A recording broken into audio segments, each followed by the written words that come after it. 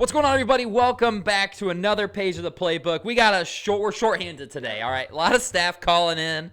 Colin will be joining us in the interim. But we got Addison, you got Nate. Yes, sir. We're here. Let's talk last week. A strong week for the pod overall, honestly. Yeah. Addison 8-6. I'll take that. Colin 9-5. Sage went 8-6. I went 7-7, and Bobby 6-8. I mean, we were all right there in the 500 range. I will say a crazy stat about last week: only one underdog covered. Yeah, I was saying. One of the 14. The It was the Browns. Yeah. The Browns were the only underdog to cover the spread. Not just win outright. I mean, the only underdog to cover the spread. Yeah, that's tough. That's crazy. Has that ever happened before? Right there. Yeah, they A do. lot of My people God. Casuals bet on those favorites. And they weren't even like super close either. I mean, Green No. Bay won by a ton. The Bears won by a ton. The Niners won by 9 instead of 3.5. Houston was never really close. It was close, but it wasn't. Right. The Bucks were for a while, and then they put up 51 out of 51. nowhere. I mean, it was really the Eagles. The biggest spread of the week is the only one the underdogs covered. Yeah, only of course, one. of So course. shout out underdogs, man. And also our only clean sweep was the Giants, who lose by 10. Thank you, Chase Brown, for not just going down and killing the clock. Asshole. That's crazy. What a dick move. Collins locks, a little rough this week. 1-2. Moves into 11-7 on the year. Still pretty good. Not bad. Not bad. And Sage's sleepers, we won't talk about them. Yeah. Rough week for the sleepers, Sage. Next week, though, watch those guys. Watch all those guys for next week. They would go off. And then the outrageous take was 100 points. I mean, it's an outrageous take for a reason, but it was a great game. I'll say New Orleans and Tampa Bay got close. I mean, I was just on the wrong game. But Yeah. 100 points, yeah, obviously outrageous for a reason. But two high-powered offenses, it was definitely a good game in the Baltimore-Washington. And it was what people expected, I think. Yep. Points are starting to get scored again. Yeah, they Defenses are. are starting Yeah, to they are. struggle, and offenses are adjusting. Yeah, I love to if see it's- that. I wonder if it's some of the preseason guys don't get enough reps, and Now we're obviously going. I'm okay with that because of the injury worries. But weeks 1, 2, and 3 suffer, and that's where you really figure out where your team is instead of that used to be the preseason. Right. And now it's actual regular season games that count. Teams We're are going. willing to figure it out while we're rolling, and some teams it hurts. Maybe Cincinnati. Look at them. Yeah. And in other cases, if you're playing well, everything you're doing is right. So, yeah. Cincinnati's an interesting one because I just can't get a read on them at all. They're touchdown favorites on the road this week, and I'm just like, but it's against Cleveland. Yeah, I don't I'll be know. all over that. Probably, I think I will too, but we'll get into those when we get into all our game picks. There was some breaking news today, Yes, October yes, 15th. indeed. A couple of big trades within the AFC East. We watched last night's Monday Night Football game where both teams kind of looked Yeah, no one wanted to win. No one wanted to Yeah. win. No, the Jets' defense started out slow. We're getting run all over. I mean, Ray Davis had Ray 151 Way to make all-purpose the most of yards. your opportunity. Absolutely, they were just giving it to the Jets. The Aaron Rodgers throws up a Hail Mary, and all of a sudden they're back in the game. That's so Magician, dumb. man, I love it. So I don't dumb. know what it is though, because at the end of the day, there's He only has 4, four. but that's double the More more than than anyone anyone else else in It's- history. What is different with his ball? He I just don't know. throws it up and they just come down with it. Who I don't knows, get it. man, I don't get it. It drives me nuts. But today they go out, and this is another thing where it's like you can't tell me Aaron Rodgers isn't running the team. Oh, yeah. Because Davante Adams is already in his house. He was there for Yeah, the Pat I saw McAfee show that. this morning. He was already there. So the Jets go out and bring in Davante Adams from the Raiders for a third-round pick that could turn into a second-round pick only if Davante Adams is either an All-Pro or the Jets make the AFC Championship game or Super Bowl. He has to be active for one of those games on the roster if they make it. So that could turn into a 2. What are your thoughts on that trade? How does this move the needle for you? Because I know how it moves the needle for me, but how does it move the needle for you? I want to say it moves the needle a little bit more than a little bit. Okay. Because A bit. It moves it a bit. moves it a bit Okay. because Aaron Rodgers in the pressers, people have complaints with it, but how he's talking, he says the little things are the problem, and it consistently is the problem, the little things. Mike Williams, the interception, it was the wrong route run. And that's something that Davante Adams will not do, supposedly. Yeah. I mean, that is where the pressure lies. This trade, they have to produce. Yeah. Adams can, sure, if other guys in the offense gets going everywhere, that's fine, but Adams has to be part of the offense going crazy. And if not, you're going to question, why do we trade draft capital when we clearly have other holes? I get we're trying to win right now. Right now. I like This the year. move if they're trying to win this Has year's to be Super this Bowl. year. It's tough with your record, though, right now. 2-4. You got to get going, but that's what Davante's there for, to fix that with Aaron, and Aaron will be able to look at him, and they'll get on the same page no matter what. So any third down, telepathic, they're going to have the connection. So I like the trade just because you're getting a guy back. I understand there's other problems. Rodgers getting slapped. getting hit around. A lot. This does not fix the offensive line for the Jets. Hopefully it can fit quick passing, though, and having a guy that no matter what, we're on the same page, and we're going to do the right thing here against this defense. Yep. And if that can fix some of the line's problems because the quick passing game could improve. We'll see. I think it makes the Jets better. Yeah. Today No way it doesn't. gives them a better opportunity to compete. But we'll see if it's the move for the long haul. I mean, it clearly screws them if they don't compete right now. Like they're in big trouble because what happens when Rodgers retires? Are you going to cut Adams with the contract? Are you going to stay on that money? Have to rework a deal? Who knows? But for right now, I like the move. It makes the Jets better. Yep. Yeah. A lot harder to defend Garrett Wilson definitely. and Davante Adams than it is Garrett Wilson and Mike Williams. Yeah. I hated that. I love it. I loved the trade or the signing of Mike Williams because I was like, this guy sucks. Yeah, This guy's no good anymore. He's buns. And they went out and paid him like $10, $15 million for 1 year. I'm like, that's not a good wide receiver too. Now Garrett Wilson's your wide receiver too. Yeah. That's a lot better than Mike Williams is. So from that standpoint, I like it. And I do think there's more breaking news. I'm pretty sure they're picking up MetLife Stadium and they're moving it to Green Bay. And they're changing their name to the Green Bay Packers because that's what we're doing at this point. Mike McCarthy's coming in. Dallas going to fire him. They're going to hire him as new head coach. We're building Green Bay. That'd be wild. And like as a Bears fan, what success did Green Bay have with that build? None. Yeah.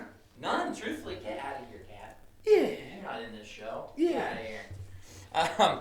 So I like the deal, and it's one of those ones where it's like, why weren't the Ravens on the phone? A third rounder? Yeah, potentially a second round could turn pick? into a second round And pick. if it does, it means you're picking at the end of the second round. So Yeah, who cares? exactly. Why are the Cowboys, whose season is on life support, not calling for this? How is this happening?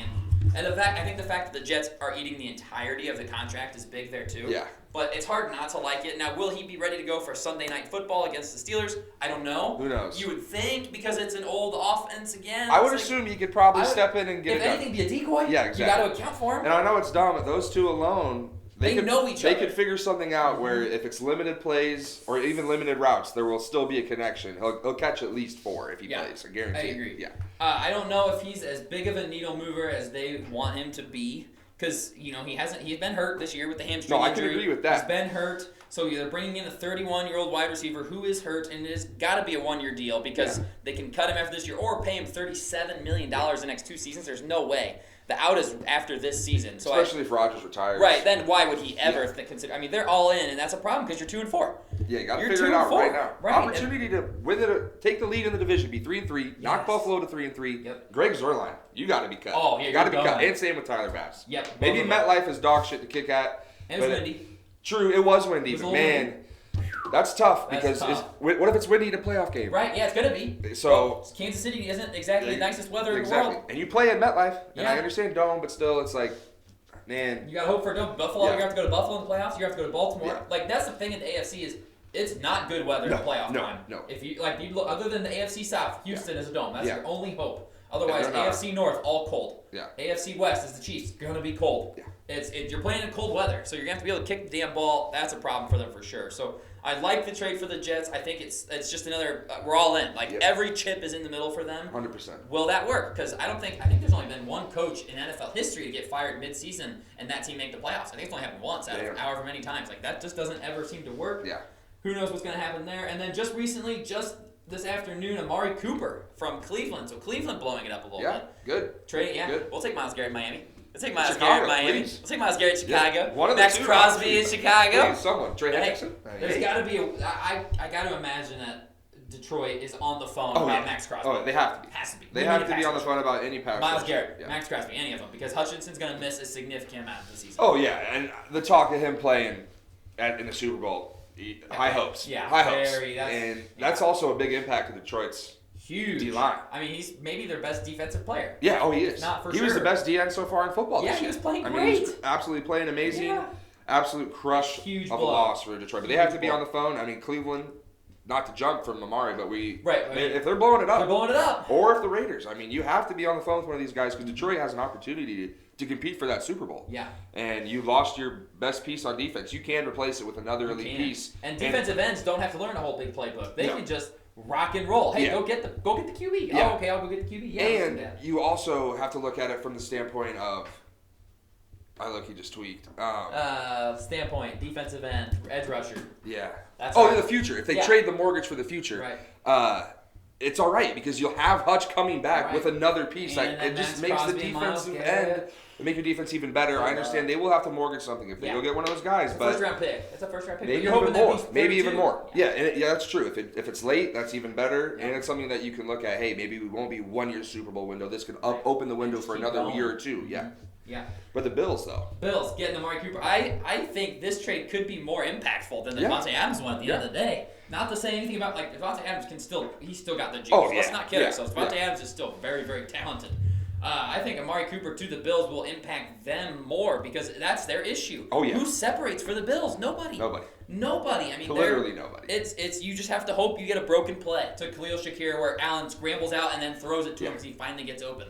They don't have any separator in that offense. And now you had someone like Amari Cooper. You have to game plan for him. Yeah, Amari Cooper, elite the last couple of years with questionable quarterback play. Flacco coming in, who was pretty damn good, but exploded with Amari Cooper. And Josh Allen, Amari Cooper will build a connection quickly. Yes. Yeah. Promise you that.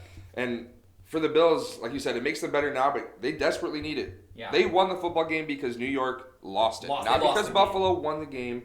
I get that's a weird saying, words, but it's true. It's true. Because New York missed multiple field goals, had opportunities. Buffalo could not get in the end zone. No. They kept shooting themselves in the foot close, or if it was an end zone touchdown, it was broken plays with Allen, or just getting close to the end zone and then Allen just bowl in. But they need Cooper bad. It was a good trade. It's a great trade. That makes pick. A 4-2 team immediately better. Yep. And at their weakest point in their team, the weakest part of their team, they just shored up with a guy who is kind of the opposite of Stephon Diggs. This is a guy, he's not going to demand the ball. No. He's just going to get open. Yep. And if you throw it to him, great. If you don't, that's okay. That means you threw it somewhere else. And I always liked Amari Cooper. If you have Amari Cooper in fantasy, you're grinning. Because he's about to explode. Maybe a week, maybe a two-week period, but for the end stretch of the season, most of the season, Amari Cooper will be a playmaker for those Buffalo Bills. Oh, yeah, absolutely. And the Bills are blessed. Their next two games are not exactly tough ones. They've got, this week, they host the Tennessee Titans, and then they've got the Seahawks the week after that. Yeah. Like, those should be easier wins, and then they host the Dolphins, and they absolutely own us.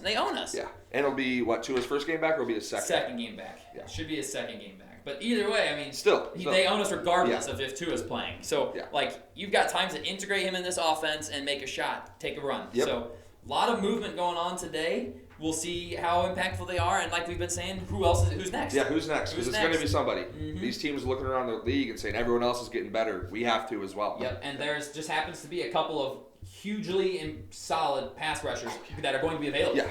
I mean, if Cleveland's blowing it up, if Las Vegas is blowing it up, because at this point, if you're Vegas, like, what are we doing? What's the plan if you're Las Vegas? You just got rid of Davante Adams, who was supposed to be a stud. Your quarterback is who? O'Connell, Minshew. Minshew's benched for O'Connell. And O'Connell's not the guy, so then are you going to tank and suck and pick at one and hope that Shedeur Sanders is good? Hope that Carson Beck is good? Yeah. I don't know what you do if you're the Raiders now. Do you just go all in on the tank and just get rid of Colton Miller, your left tackle? Trade him to Miami. Yeah, honestly. Would love that in Miami. They might have to, though, because Antonio Pierce as well, like that's as shitty as it is, that's a bridge coach that you could get rid of right in time to restart. Yep, you know what I mean? And maybe it is even another season of being bad. Yeah. And he gets another opportunity, and then they really blow things up, and it would start with this year. If they won a couple top picks a couple years in a row, you blow it up, you'll be bad this year and next year for sure. And just accept it. Yeah, and at the end of the day, though, look at the Bears. As shitty as it is, man, we were really bad. We got draft capital, you get good quick. That's the whole thing, but that's why we love the NFL. It's cyclical. Yeah. Because you can only miss on so many number one picks. No, seriously. Right? You can only miss so many times. Yeah. That is crazy. That is a knockoff. Let's get into our power rankings. Brought to you by Gold Fine and Bowls. Ever feeling powerless? Call them. They will help you get you through any legal issues you're having. The power rankings brought to you by Gold Fine and Bowls. Thank you, Gold Fine and Bowls, for sponsoring today's video. And Addison, I want you to go first. Yes, sir. Because we might have a first. And I'm excited. We might have a first. Let's go. My number one and number two stay the same. Both teams on bye, both the two undefeated teams in football. Minnesota, number one. Just love the way the defense is playing. And with injuries in Kansas City, I get KC should be one, coming off back-to-back Super Bowls and undefeated, but I have Minnesota at one. Number two, Kansas City. Not going to talk much about them. They're the Chiefs. They're undefeated. They got Patrick Mahomes. Simple. Number three, I'm bumping them up. Give me the Detroit. Oh, actually, just kidding. I had them at 3 last week. Excuse me. I had the Detroit Lions at 3 last week. An absolute thrashing. As Steve said, belt to ass. Against those Dallas Cowboys in Dallas. Cowboys, don't wear those bad luck blues at home ever again. Holy cow. Detroit looks really tough. Their offense is a well-oiled machine. Aiden Hutchinson lost. We've already talked about it a little bit, but that's a big impact on that defense because he was a playmaker. He was the best player on the defensive field in all of football this year so far. Losing him's a blow, but I think they're going to rally around that loss and be able to bounce back, and I have them as number 3. I would not want to see Detroit on my schedule. Number 4, I do have the Houston Texans. I'm bumping them up over the Buffalo Bills, and that's just because they win. And even when it's clutch, close games, it doesn't matter. And this last one against New England, maybe it was closer than it looked. I thought they dominated. But at the end of the day, if New England got close, Houston just kept putting it out of reach. And that's exactly what you got to do. C.J. Stroud's looking good in his second year. I mean, they've got 1 loss on this season. Yeah. So I'm going to have them as my number 4 team. Number 5, the Baltimore Ravens. No love for me so far this season, but they made it. With the win over the Washington Commanders, who were in my honorable mention last week, I have to bump them up to number 5. Lamar Jackson is playing like an MVP. MV3 is a legitimate conversation. Derrick Henry could win Offensive Player of the Year with 20-plus touchdowns. I mean, watch out. It's probably going to happen. If the defense can get things going, I mean, they were able to hold an explosive Washington offense to only 23 points. We're able to win by a touchdown. That's good signs in Baltimore. If they get the defense going, watch out. They'll be a top team in the league. They already are. And number 6, I have dropped the Buffalo Bills out of my power rankings. Amari Cooper getting traded, though, might have changed that. But too late, I already got them written down, and I'm wearing them on my head. Yes. Give me those Chicago Bears in all seriousness as the number 6 team in the NFL. Obviously, maybe a little homer from my side, but the way the defense is playing right now, top 3 defense in football. Lost a safety and corner this last game in Jaquan Brisker and Tyreek Stevenson. Really didn't look like it in the secondary. Obviously, the Jags had a couple drops, but the defense didn't lose a step with 2 key starters down. That's great signs on the other side of the ball. Oh, Caleb Williams. Is he figuring it out in time? I get it's the Jags, but some of the throws, the Keenan Allen fade was a complete check by Caleb Williams. It was a run play. He saw Keenan in one-on-one coverage, and he said, run a fade, my man. And he threw a perfect, dropped it in a bucket pass. If Caleb Williams is making these strides in his progression like he is so far this season, with the way the defense is playing, the Bears are a legitimate force to be reckoned with in the NFC. I get the cupcakes on the schedule, 4-18 opponent record against. You play who's in front of you, and you take advantage of this. If the Bears were losing or keeping these games close, I could understand a different narrative. But dominating teams, Caleb Williams, seems like the game is slowing down for him just a little bit. So I'm going to gladly have my Chicago Bears for the first time in all seriousness in my power rankings at number 6. Yeah, I think that's the first time, and that's why I want you to go first. I think since we started this show in 2022, that's the first time you can genuinely say Chicago's top 6 team in the NFL, and I'm not going to smirk, I'm not going to laugh, I'm not going to be, oh, okay, Bears fan. No, that was a genuine struggle for me at my 6th spot was who do I put here? You could put the Packers, you could put the Bears, you could put Buffalo. Yep. You could keep Washington there, who has played well. Yeah, like, I know. Their 2 losses are to 2 really good teams. 2 really good football teams. Yeah. It's like, I mean, the Vikings and who else did they lose to? No, I'm sorry. Oh, it was the Buccaneers and then the Ravens. Bucks and Ravens. Yes, Bucks and Ravens. And the Bucks are solid. Falcons also 4-2. Yeah, looking exactly. solid. They're figuring it out. There's a lot of teams in that. Like, if you go like by tiers, right? You've got the Vikings and the Chiefs and probably Detroit and Baltimore. Yep. And there's that second tier, and there's like 10 teams in there, and you're like, any of these teams you could argue for. Oh yeah. But speaking on the Bears, I am going to jump up here to the play of the week. Yep. And this was just a fantastic play design. When you have a young quarterback, something you absolutely have to do is give him easy completions as much as you can. And Shane Waldron is figuring that out, and I absolutely loved this play. We texted about it as soon as it happened. You've got tight end Cole Kmet right here in set. You've got 2 guys out wide. You've got another receiver out here one-on-one. So what we're going to have happen is we're going to send this guy in motion across the formation, and he's going to come back around this way. We're going to have Caleb takes the snap. Running back's going to come up and go this way. What he's going to do is he's going to fake the screen left. All of a sudden, if you're the only way to stop this play is if your linebacker is dumb. Yeah. And I'll explain why. Because any good linebacker is going to read screen, and he's going to come crashing down. If you're slow as a linebacker, if you're just slow, you're not going to read this one but you're going to read this screen because you're a step slow. But you're like, oh shit, I can get to this screen now. The only way there's a linebacker to stop Cole Kmet running up the seam is if he's genuinely stupid.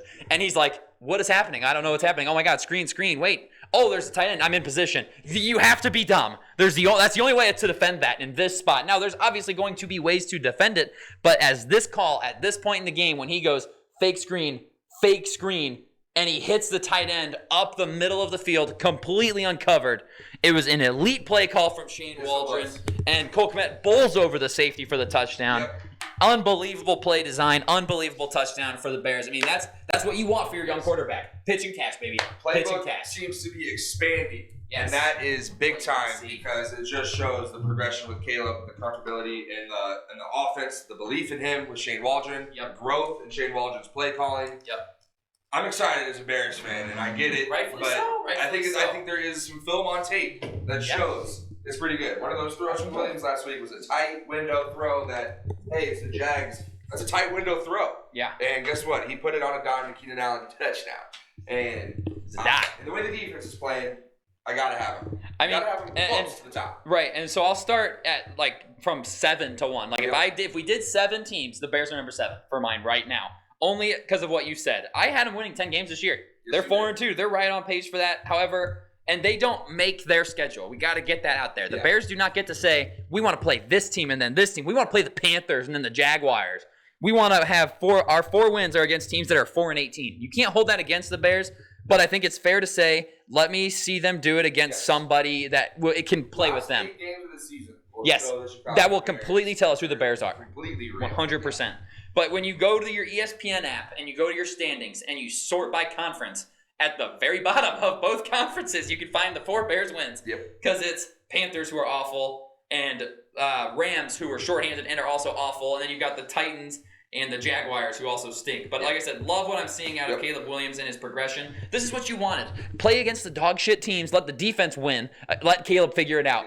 And now when he's on a roll, now you play the good teams. I think that it was designed, for the Bears, it was set up perfect. Yeah, the schedule was built in the Bears' favor. It was. End of the day, though, when you're a 4th place team, that's what you get. That's what you get. That's what you get. Yeah. It's not. Sometimes it. That's why, like you said, that's why there's always a team that goes worst to first. Yep. Because you improve in the offseason, and that worst team in that division gets a 4th place schedule against a bunch of tomato can teams, and they're going to march right through them. Yep. So shout out Bears. I'd have them at 7, but we're not doing that. Number 6, honorable mention. I do have Buffalo here. Yeah. I went back and forth between them and Washington. I actually had Washington cross them out. I am going to go Buffalo, especially with the Amari Cooper move, and they did go into New York and beat the Jets last night. They struggled with the Jets. They lost to Zach Wilson and the Jets in that game last year. They beat them, and they just added Amari Cooper, Josh Allen, 10 touchdowns, no interceptions this year. That is a huge change in his game. He's averaging less than 200 passing yards a game. It doesn't matter for them. Yeah. They're just that's okay. Just play safe. Don't lose us the game, and he's not. It's impressive. Number 5, I do have the Houston Texans here sitting at 5-1 after an absolute demolition of the New England Patriots. Love to see that. Can't get enough of it. Number 4, I'm keeping Detroit right here at number 4. Buddy. I mean, that was belt to ass. That felt personal. Honest to God, looking back at it, did the Detroit Lions, did they waste all their trick plays just because they wanted to prove a point? You can't run them now. Are you going to run a hook and ladder Panay Sewell now? The cat's out of the bag. Why didn't you save that? No, that was personal. That was Dan Campbell's all right, all stops are out. That was their Super Bowl.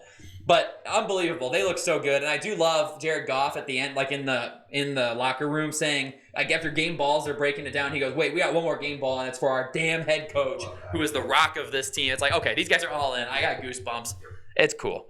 Number 3, Baltimore Ravens beating a red-hot Washington team. God bless you, Derrick Henry. My fantasy team cannot thank you enough for doing what you do. Leading the league in carries, yards, and touchdowns. Absolute stud. And Lamar Jackson is actually throwing the ball really well, too. They're scary. They're a scary football team. They should fire John Harbaugh, though, right? Their offense is elite, and their defense is struggling. Exactly. It's so backwards. And watch out. Yep. Once they get going, they're in big.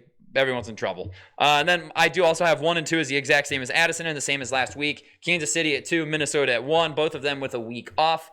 Minnesota's wins are just more impressive so far. That's all there is to it. It's hard not to have Kansas City at 1, but I like what I've seen out of Minnesota. We're going to find out a lot about Minnesota this weekend against Detroit.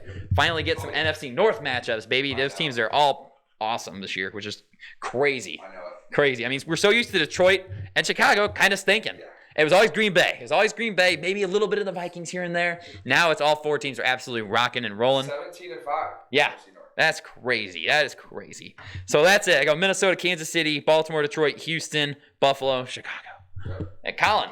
Let's go top to bottom for fun. Yes, Nate, you mentioned it same as last week. I wanted to be a little bit different, but I can't really knock the 2 undefeated teams. It's so hard. So Minnesota 1 still, Kansas City 2, really interchangeable in my mind, but I'll put Minnesota at 1. 2 weeks ago, I had Detroit 3, Baltimore 4. Last week, coming off the bye, I flip-flopped them, put Detroit 4. This week, I'm flip-flopping them back. Detroit, both teams, honestly, impressive wins. Yeah. Baltimore at home against Washington, Detroit on the road in Dallas. But just the way Detroit won that football game, I got to put them back up at 3. Number 4, Baltimore, as mentioned, beating a quality opponent at home. Hard thing to do. They make it look easy every time. Number 5, Houston. Nate, you talked about it. Yes, they continue to beat up on these bad teams. kind of inferior opponents. Sort of. Not all bad. But you got to be who's in front of you. So Yeah. Houston at 5.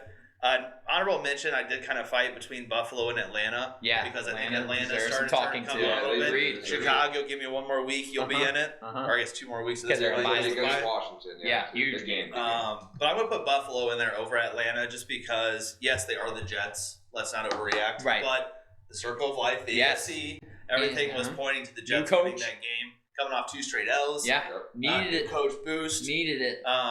So I'll put Buffalo in there last night. It wasn't super impressive. No. But a win's a win, and field goal kickers this weekend had a rough go. Well, they did. Rough. And then Amari Cooper as well. Addition Yeah, to now the Bills add Amari Cooper. I You completely didn't see that. slept through all Yeah, that, Amari literally. Cooper. Davante Adams to the Jets. Yeah, did you see I that? did Did see you see that that one? one, Okay, yeah. Hopefully, Amari he can, Cooper's a Bill. hopefully he can make a 34 or 43-yard field goal. Yeah, that's what they brought seriously, Adams in for. seriously. Or run the red line. Yeah. I guess Mike Williams will never get a ball again. No, Yeah, he's no, officially he on the will trade never. block. Yeah. Ian Rappaport. Of course he is. Why did they keep him? Bad afternoon to sleep. Yeah, I know, you but missed that's out. my power rankings. Yeah. Okay, I like that. So Minnesota, Kansas City, Detroit, Baltimore, Houston, Buffalo. Yeah.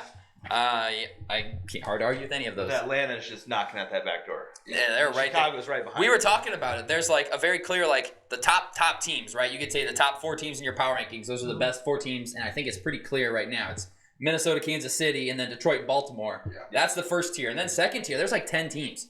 You could argue Bucks. You could Yeah. argue Falcons. Oh, yeah. You can argue Bears, Bills, Texans, Panthers. I'm not Panthers. Panthers, Carolina. Panthers with Bryce Young, sorry. Panthers with Bryce Young, yes. No, I mean, there's just a handful of teams right there at the 4-2, 3-3 range where you're like, maybe them any given week. But that's what we love about the NFL.